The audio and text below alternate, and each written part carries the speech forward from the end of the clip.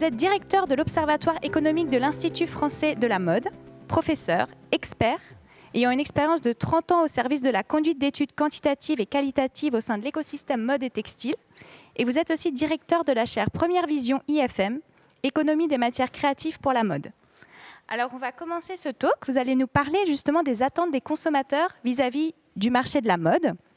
Et pour commencer, je vous propose de nous présenter un état des lieux du marché de la consommation française. Comment est-ce qu'il a évolué ces 15 dernières années? Où en sommes-nous? Merci de votre accueil. Bon, pour les 30 ans, vous n'étiez pas obligé de le dire, mais bon, c'est pourtant exact. En effet, je pense que c'est une bonne idée de commencer par un état des lieux parce que je pense qu'on se trompe parfois de constat, n'est-ce pas? Et la consommation a chuté fortement en France. Nous avons un outil à l'Institut français de la mode qui s'appelle IFM Panel. Et la consommation l'année dernière, donc en 2020, a fortement chuté. On a accusé un recul des ventes de 15%. Et précédemment, depuis la crise des subprimes, c'est-à-dire depuis 2007, en fait, on a un marché qui est plutôt atone, parfois en recul certaines années. Et dans l'ensemble, on a perdu 30% du marché entre le point haut de 2007 et 2020. Donc, on n'est pas du tout en train de parler de surconsommation, un terme que j'entends parfois. Donc, c'est le constat est mauvais. En fait, on n'est pas du tout dans une surconsommation, en tout cas en France. Il est vrai qu'il faut avoir aussi une analyse des choses au niveau mondial, évidemment. Il y a des régions émergentes où la consommation est en fort progrès, c'est certain. Il y a la Chine, où la consommation, même si elle a chuté en 2020, elle reste très bien orientée, n'est-ce pas? Donc, c'est certain, au niveau mondial, le constat est différent. Mais chez nous, en France, si c'est de cela qu'on va parler, eh bien, le marché est orienté à la baisse et on a perdu une grosse partie du marché entre 2007 et l'année dernière. Est-ce que vous vouliez en dire plus sur où on en est aujourd'hui, plus précisément? Alors aujourd'hui, on est en 2021, donc on est en progrès, c'est-à-dire que le marché progresse, mais il y avait une intervention tout à l'heure d'une économiste de la Banque de France qui m'a beaucoup intéressé. Et on voit que dans l'ensemble de l'économie, au plan macroéconomique, le PIB de la France va retrouver plutôt que prévu, c'est-à-dire fin d'année 2021, le niveau de 2019. Malheureusement, pour le marché de l'habillement et du textile, ce n'est pas le cas. On progresse, c'est-à-dire qu'on est sur une tendance d'environ plus 7% par rapport à 2020, n'est-ce pas, la référence qui était très déprimée. Mais on ne va pas regagner en cette fin d'année 2021 le niveau de 2019. Donc, nos prévisions, puisque à l'Observatoire, on aime bien faire des prévisions, c'est toujours intéressant de réfléchir à l'avenir, et on table sur une hausse du marché de 5% cette année 2021 par rapport à 2020. Mais en faisant cette hausse de 5%, n'est-ce pas, on est quand même en dessous largement d'environ 10% par rapport au niveau de 2019. Donc le chemin que nous empruntons en termes de consommation est bon, mais on ne retrouvera pas ce qu'on a perdu avec cette crise sanitaire sans précédent et qui a été un choc sans précédent. Et tout simplement parce que, comme vous le savez, les magasins de mode ne sont pas jugés comme des produits essentiels et ils ont été contraints de fermer. Et donc quand les boutiques sont contraintes de fermer, ça a un impact terrible, bien sûr sur le business des ventes, mais pas seulement, sur tout l'amont, puisque vous savez que c'est une filière qui part, on en a beaucoup parlé, de la fibre jusqu'au produit fini, et l'impact a été sans précédent, bien entendu. D'accord. Et qu'est-ce qu'il faudrait faire justement pour atteindre l'objectif? Eh bien, je pense que j'ai envie de dire qu'il faut que les consommateurs consomment. Je n'ai pas envie de leur dire d'arrêter de consommer. Je ne sais pas pourquoi, mais je n'ai pas envie. Ils consomment déjà mieux, en fait. Le moins mais mieux, il existe déjà pour une partie de la consommation. Beaucoup de consommateurs, certains hommes, certaines femmes, consomment moins mais mieux. C'est-à-dire ont limité le volume de leurs achats et se réorientent vers des produits plus qualitatifs, y compris bien sûr des produits made in France, y compris des produits qui sont respectueux de certaines valeurs. On a reproché à la mode d'abandonner rapidement certaines valeurs. Elle a souvent été stigmatisée, de mon point de vue, parfois à tort. Et les exigences des consommateurs sont importantes. Ils veulent des produits qui soient respectueux des normes sociales, respectueux de l'environnement. Et je crois qu'il faut se réorienter dans des stratégies qui correspondent aux attentes des consommateurs. Vous savez, les consommateurs consommateurs, ce sont des gens qui, souvent, impliquent, impriment ou promeuvent des impulsions à l'ensemble de l'écosystème. Il faut les écouter. C'est pour ça que c'est toujours très utile et passionnant de faire des enquêtes consommateurs, et ils veulent davantage de mode éco-responsable. Mais le problème, c'est que le marché de la mode, et c'est un secteur qui est ô combien passionnant, il est pluriel. C'est-à-dire qu'on ne peut pas être manichéen, et vous avez des gens pour qui le prix est très important, à la fois par choix, c'est-à-dire qu'ils peuvent faire des arbitrages qui vont favoriser tel ou tel produit et pas forcément malheureusement les produits qui nous concernent, c'est-à-dire les produits de mode. Et puis aussi par nécessité, vous avez des fondamentaux de l'économie qui n'ont pas été très favorables ces dernières années. Depuis 2007, la crise des subprimes, le pouvoir d'achat des Français est resté stable en moyenne. Il y a même des années, par exemple en 2011, où le pouvoir d'achat a reculé. Et la mode et la consommation de mode est un secteur qui est assez sensible à des chocs comme celui de la crise sanitaire, mais aussi comme des chocs comme les évolutions de pouvoir d'achat, par exemple. Donc, c'est compliqué. On ne peut pas dire que le marché est comme ci ou comme ça. Il est pluriel et il est multifacette. Vous avez des marques qui sont très premium, qui ont des belles performances, et des marques qui sont très accessibles, qui ont aussi des belles performances. Et ce qu'il faut finalement, c'est que les valeurs de la mode, elles concernent tout le monde, pas seulement le premium, mais aussi les premiers prix. C'est ça qu'il faut faire. Et je trouve d'ailleurs, et dans le Nord ici, c'est une terre textile, bien sûr. Vous avez des entreprises qui sont, dans leur ADN, des entreprises accessibles, premier prix, et elles s'intéressent quand même à l'éco-responsabilité. C'est ça ce qui est nouveau. C'est que moi aussi, j'ai de l'expérience, et je trouve que c'est ça qui est intéressant, c'est de voir que les entreprises, quel que soit le positionnement de leur prix, de leur gamme de prix, eh bien, elles s'intéressent à l'éco-responsabilité. Et vous parliez justement des attentes des consommateurs. Oui. Est-ce qu'on peut en parler plus en détail? Quelles sont-elles aujourd'hui? Comment consomment-ils? Alors, encore une fois, vous avez plusieurs sortes de consommateurs, mais je crois qu'il y a un vrai momentum pour le Made in France aujourd'hui. On parlait d'alignement des planètes, hein. Je partage ce point de vue, c'est vrai. On a la crise sanitaire qui a questionner les consommateurs. Hein. Les consommateurs se sont posés beaucoup de questions. On a vu avec les épisodes des masques que les entreprises ont été capables de se mobiliser. On a vu on a compris qu'en fait, c'est vrai que la désindustrialisation avait fait des ravages et qu'on est peut-être, nous, en France, allé un petit peu trop vite par rapport à nos amis italiens ou allemands. Et ça, c'est vrai que ça a un impact qui est assez fort, même s'il est parfois psychologique. L'économie, c'est aussi de la psychologie parfois, et les consommateurs ont été sensibles à ça. Donc il y a un momentum pour le Made in France, c'est-à-dire que nous, dans les études qu'on fait régulièrement, on s'aperçoit que de plus en plus, les consommateurs sont sensibles à ça. Ils associent le Made in France à la qualité. On a fait une belle étude pour la Confédération européenne du lin et du chanvre. Donc le lin, c'est une belle matière, hein, n'est-ce pas, qui a un impact négatif sur l'environnement beaucoup moins important que d'autres matières.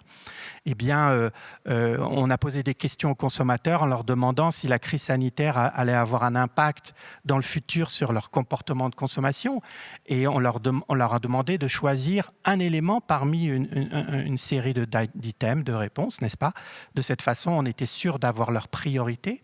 Et vous avez à peu près un tiers en France du panel qui nous a répondu qu'ils allaient orienter davantage leurs achats vers des produits made in France.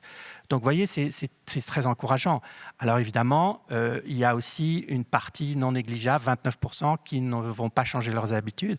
Ça, c'est classique. On pose une question aux consommateurs. Très souvent, ils ne vont rien changer. Donc, ça, il faut l'accepter. Hein.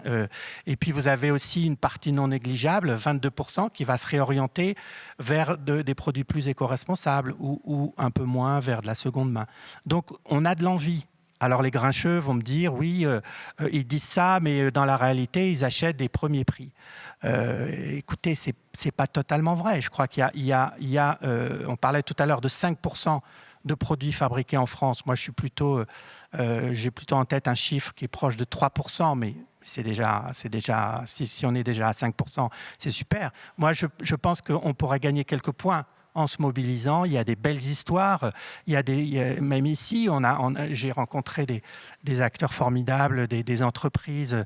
Il y a des filatures de lin qui se remontent en France. Il y a la réindustrialisation, c'est quelque chose qui est en marche, à mon avis. La relocalisation, c'est plus compliqué, hein, n'est-ce pas? Les entreprises qui sont parties, les faire revenir au sens propre, hein, c'est ça la relocalisation. Mais réindustrialiser l'existant, vous savez, il faut d'abord consolider ce qui existe et se rendre compte que ce qu'on a, c'est précieux. Et ça, en effet, un intervenant précédent le disait avec justesse, dans les années 80, 90, on n'a peut-être pas pris conscience de l'intérêt de l'industrie. On a certainement eu tort, c'est sûr. Maintenant, on ne va pas refaire le passé, consolidant l'existant. Et je pense que ça, c'est précieux. Et c'est le momentum, finalement, c'est la concordance entre les attentes des consommateurs et les stratégies de l'industrie, parce que les stratégies de l'industrie, elles sont conformes aux attentes des consommateurs. Et là, ce momentum, il est vertueux. Et je pense qu'il faut en avoir conscience, et c'est une bonne chose. Et alors, qu'est-ce qui pousse justement les consommateurs à se tourner vers l'éco-responsabilité? Et on peut aussi parler du Made in France, mais peut-être déjà vers l'éco-responsabilité, c'est quoi leur priorité? C'est l'environnement, le social? Alors, effectivement, c'est une bonne question parce que vous avez des centres d'intérêt qui peuvent ne pas être les mêmes et l'éco-responsabilité, c'est en effet, il y a des éléments multiples, hein, il y a les aspects sociaux. Moi, je pense qu'il y a eu un drame en 2013, le drame du Rana Plaza au Bangladesh, qui a été un tournant, qui a marqué les esprits sur les questions sociales, cette fois, les conditions de travail des ouvriers, on parlait des sweatshops ce matin, dans les usines du monde. Ça a été un moment fort. On a réalisé que les vêtements que nous portons, parfois, sont fabriqués à l'autre bout du monde avec des salaires qui sont insuffisants pour les populations qui fabriquent ces vêtements. Donc, cet aspect social, il a été marquant, à mon avis, pendant une partie, depuis 2013, pendant une partie de la période considérée. Après, je pense qu'il y a l'environnement qui revient fort sur le devant de la scène. Les questions environnementales, il y a eu le sommet de Biarritz, il y a eu la loi sur le devoir de vigilance, il y a les mouvements écologistes qui prennent beaucoup d'importance dans les pays européens.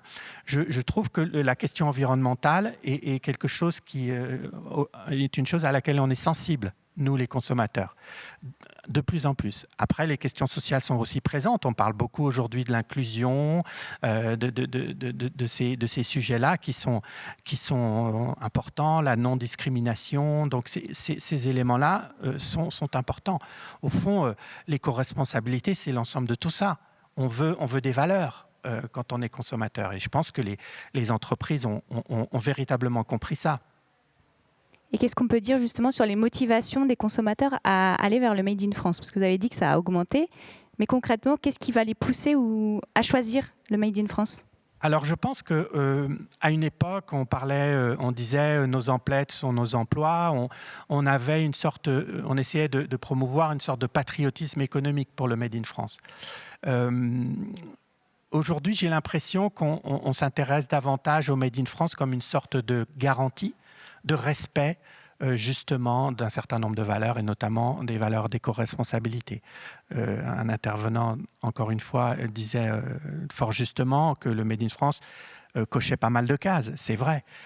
C'est pas une garantie d'éco-responsabilité, hein, n'est-ce pas? Mais quand même, effectivement, on a des règles sociales en France qui sont quand même assez protectrices des salariés par rapport à d'autres pays où il n'y a même pas de salaire minimum.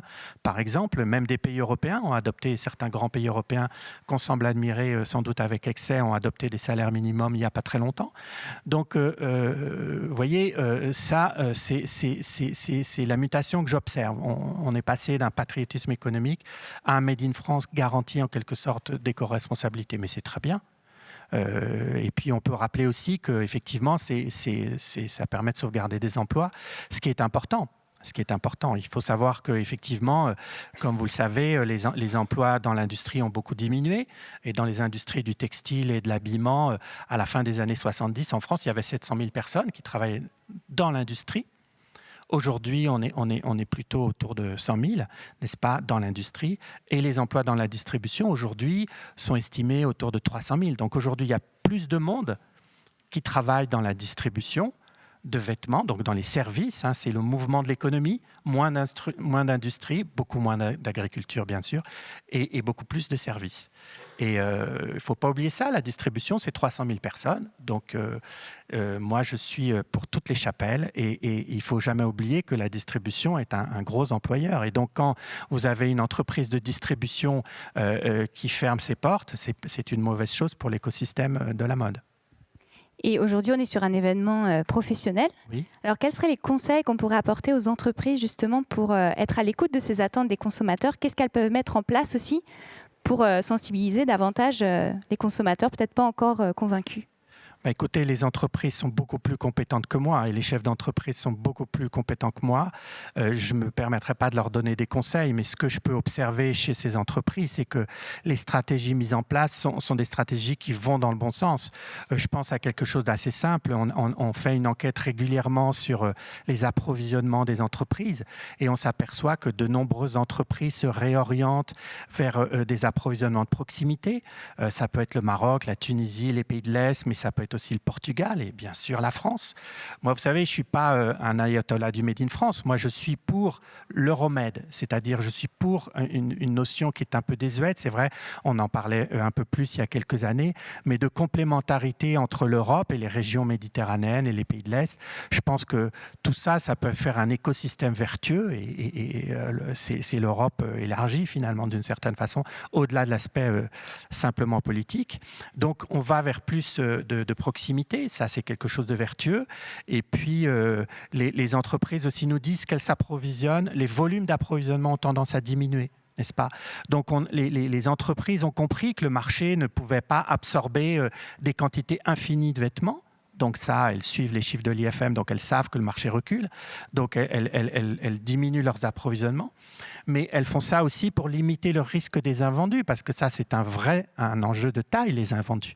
Donc quand on s'engage longtemps à l'avance avec des approvisionnements lointains, et on se retrouve en fin de parcours avec des stocks à solder qui sont très importants, parfois même des invendus en bout de course. C'est pas du tout bon pour les marges. On fait une économie en fait en trompe-l'œil en achetant pas cher en Asie par exemple, mais après on oublie tous les coûts induits sur le reste de la chaîne de valeur. En achetant un produit un peu plus cher au Portugal, en France ou en Tunisie ou au Maroc, eh bien si on est sûr de le vendre, et de le vendre même avant les soldes, on fait une bonne opération. Mais pour ça, c'est vrai que c'est tout un système, c'est une organisation. D'ailleurs, cette organisation, on l'appelle la fast fashion. De mon point de vue, la fast fashion, ça n'est pas que quelque chose qu'il faut décrire. Au sens strict, la stratégie de la fast fashion, c'est une stratégie de distribution qui permet de multiplier le nombre de collections en s'approvisionnement en circuit court, proche du marché, et en faisant même l'opération qui consiste à acheter du tissu pour faire de la sous-traitance. Et quand vous achetez du tissu à Monsieur Deveau, par exemple, eh bien, c'est très bien. Donc, vous voyez, les mots sont importants. Je sais que j'embête tout le monde avec la rigueur des économistes. On n'est pas toujours des gens très drôles, mais il faut revenir aussi à des choses qui sont bien précises. Et je pense que les mots, y compris quand on parle d'éco-responsabilité, sont importants. Et que pensez-vous du coup de l'ultra fast fashion versus la fast fashion? Je ne sais pas ce que c'est l'ultra fast fashion. Alors, on en a parlé tout à l'heure. Oui, j'étais là. Non, mais je provoque un peu. Mais en fait, oui, ce sont des prix très très bas, mais comme je le disais, le marché est compliqué. C'est ce qui fait son charme. Et encore une fois, beaucoup de familles et beaucoup de ménages français ont par nécessité ou par choix besoin de premier prix. Alors moi, le rêve que je formule, c'est que, y compris les premiers prix, soient fabriqués dans des conditions vertueuses. Alors ça va être compliqué, je suis bien placé pour le savoir, qu'il y a des coûts de revient, etc. Mais si vous voulez, je pense qu'on peut aussi faire des premiers prix dans des meilleures conditions. Et c'est pour ça que je rejette totalement l'argument de la mode jetable. Pour moi, la mode jetable, ça n'existe pas. Il n'y a aucune entreprise qui fabrique un vêtement. C'est quelque chose de noble, un vêtement qui est fait avec un fil, une matière, etc., avec de la valeur ajoutée pour que ce soit jeté. Et les gens qui achètent des vêtements n'achètent pas des vêtements pour les jeter. Donc, on pourrait imaginer un monde où les vêtements soient accessibles et fait de façon vertueuse, je crois que c'est possible, c'est une question de choix, mais ça passe par beaucoup d'efforts, y compris par des efforts chez le consommateur, qui doit accepter de payer parfois un peu plus cher. S'il ne veut pas acheter plus cher, il achète moins, ce qui est une bonne façon de contourner le problème. Au lieu d'acheter 5 jeans tous les ans, eh bien, on peut en acheter que 2 et les acheter dans des entreprises françaises, par exemple, qui font du Made in France. Donc, c'est ça le moins mais mieux, finalement. Je regarde le temps. On a encore un peu de temps. Oui, et pour finir, avant de passer aux questions-réponses, quelles seraient les perspectives que vous pouvez percevoir par rapport aux études que vous faites sur le futur de cette consommation éco-responsable, Made in France? Est-ce que vous avez déjà des aperçus que vous pourriez nous partager? Alors, l'avenir, vous savez que les économistes font des prévisions, mais ça ne nous empêche pas de nous tromper. Hein. Donc, je ne sais pas si vous m'avez posé une bonne question en m'interrogeant sur l'avenir, mais pour l'éco-responsabilité, moi, le message que j'ai envie de donner, c'est je n'ai pas envie de dire aux consommateurs consommez moins, ça vous l'avez compris. En revanche, ce que j'ai envie, ce serait qu'on mette tous en place davantage de circularité dans l'économie. Et qu'on utilise avec parcimonie les ressources de la planète. Et donc recycler, je l'ai vu là, à 10 mètres d'ici, c'est formidable de recycler des tissus qui n'auraient pas été utilisés pour faire d'autres produits, mais pourquoi pas même des vêtements. Donc davantage de circularité, je pense que ça c'est clé. Parce que si vous dites aux pays émergents, en Chine, en Asie, consommez moins, je ne suis pas sûr qu'ils vont nous écouter. Parce qu'ils sont dans un processus de développement où ils affichent des taux de croissance tels que ceux que nous affichions dans les 30 Glorieuses en France. Et nous aussi, on a eu notre période où on a consommé beaucoup de choses, etc. Donc, chacun son tour. Et je ne suis pas convaincu qu'on sera précisément très convaincant en leur disant de consommer moins. Mais si on met plus de circularité dans l'économie, eh bien ça, je pense que ça, c'est capital. D'accord. Très bien. Est-ce que vous avez des questions ?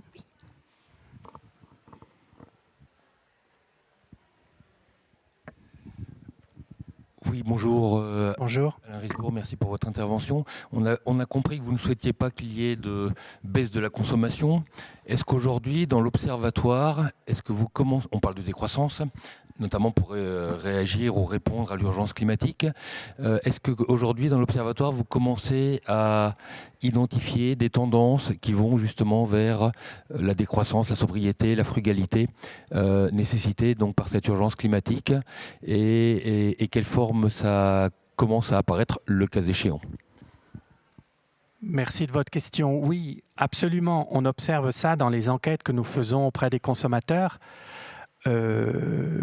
Aujourd'hui, il y a une partie des consommateurs qui n'est pas majoritaire, mais qui est quand même, qui représente une part substantielle, qui nous disent qu'ils consomment moins pour des raisons d'éco-responsabilité. C'est-à-dire, on va leur poser une question.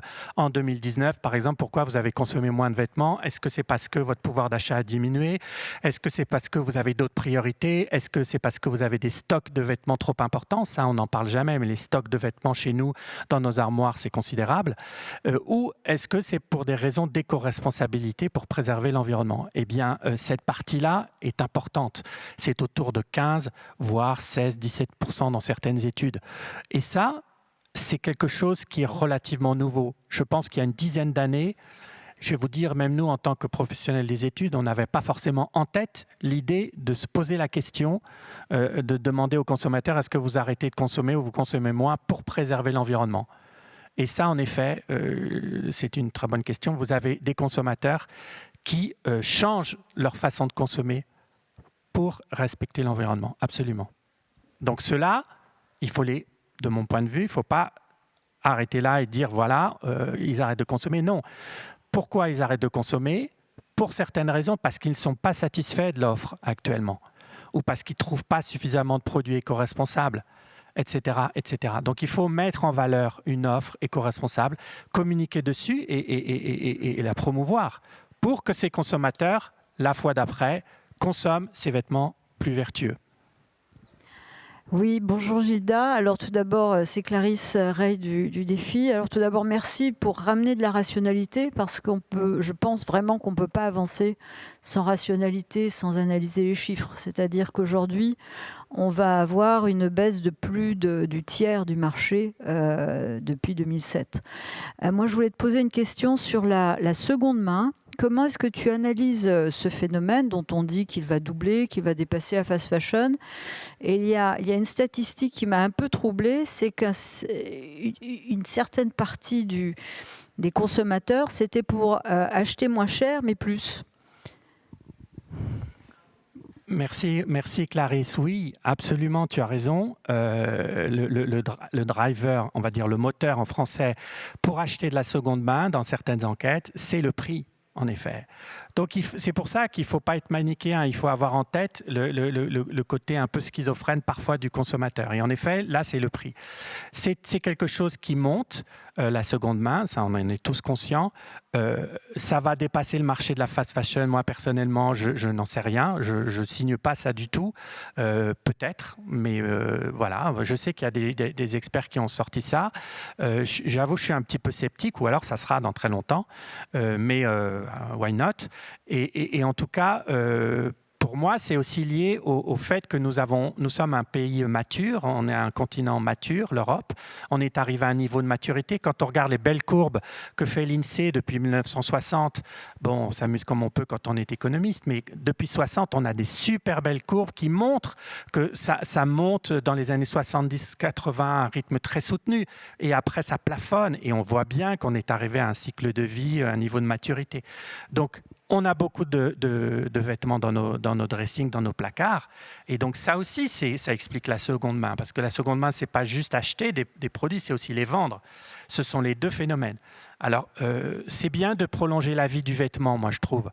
C'est bien, mais ce n'est pas, pour moi, l'enjeu numéro un. Pour moi, si on veut vraiment accélérer l'éco-responsabilité et vraiment faire quelque chose qui soit déterminant, je pense que la circularité de l'économie doit être une priorité. Mais ça n'est que mon point de vue, mon modeste point de vue. Merci beaucoup d'avoir répondu aux questions. Alors, il reste 3 minutes. Je ne sais pas si vous voulez peut-être faire un mot pour conclure cet échange. Ben, ces 3 minutes, c'est plus qu'un mot. Hein. Donc, je reviens sur...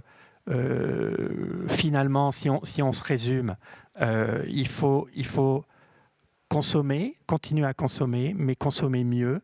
Il faut, à mon avis, avoir bien conscience que dans les régions émergentes, la consommation est orientée à la hausse et on ne pourra rien y faire. Il faut imprimer davantage de circularité dans l'économie. Le Made in France, oui. Peut-être dans une acception plus élargie à l'Euro-Méditerranée.